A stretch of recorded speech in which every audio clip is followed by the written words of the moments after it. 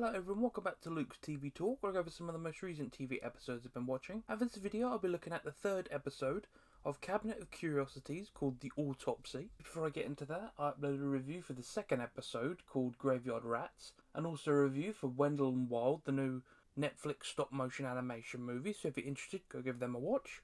And make sure to like and subscribe to keep up to date with all future uploads. Okay, so let's get into episode 3, The Autopsy. At the start, we witness a person running into a mine and setting off a sort of organic bomb.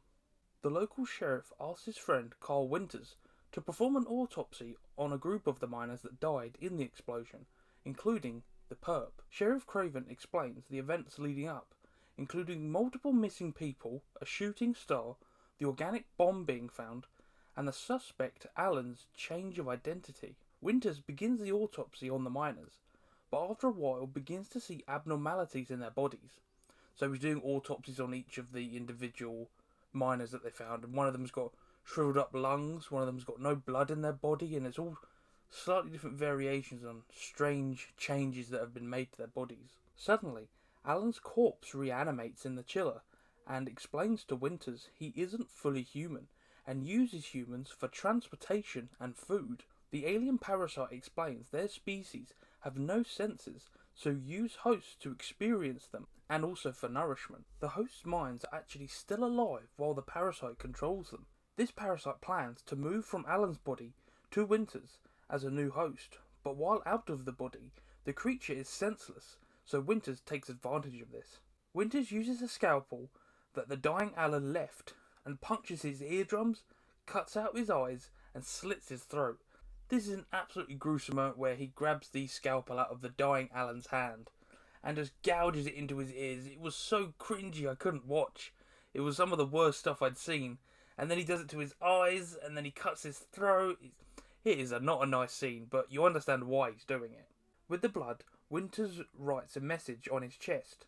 The parasite is now trapped in his senseless dying body, and basically Winters tells the parasite this, and the parasite panics because he can't do anything because he's got no senses to try and escape.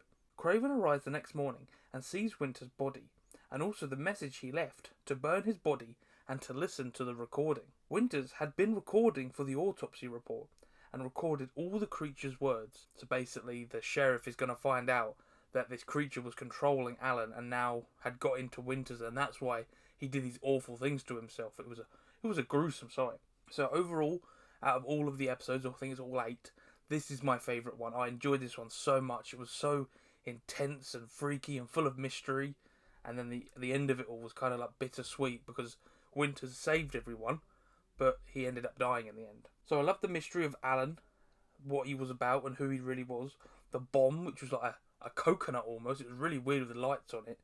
And then the parasite reveals. They don't really tell you what the creature was, but he ends up pulling himself out and he's like this almost like sluggy octopus thing. It's really gruesome. I enjoyed Craven's retelling of events, so everything leading up to it, them tracking down Alan, finding the bomb, and then chasing Alan into the mine and it just exploding and no one knew what really happened. I loved Winters' autopsy and the gradual reveal of changes to the bodies of the miners. So Winters had no idea. The first patient, nothing had changed, but then one of them had missing blood. One of them, his organs were all messed up, and Winters was trying to find out what really happened here.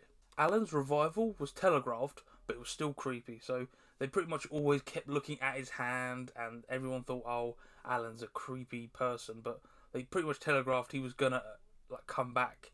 But it was still creepy all the same because his hand would twitch and everything. It was a creepy build-up. The parasite's explanation was terrifying, so him explaining to Winters how he was going to go inside of him and just take control of him, but have him still alive and watch from inside his own brain how the parasite just does everything it wants and he's trapped in his own head. It was awful. Winters was crazy brave and held his nerve till the end, so he had cancer and he knew he was going to die within the next 6 months.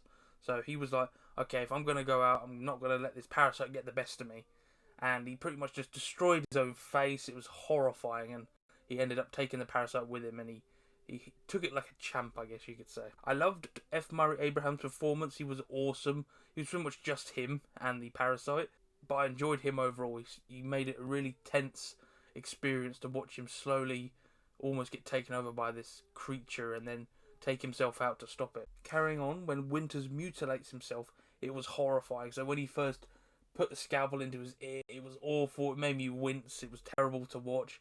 And then he slowly puts the scalpel into his eye. They put a close-up shot of it. It was not nice to watch.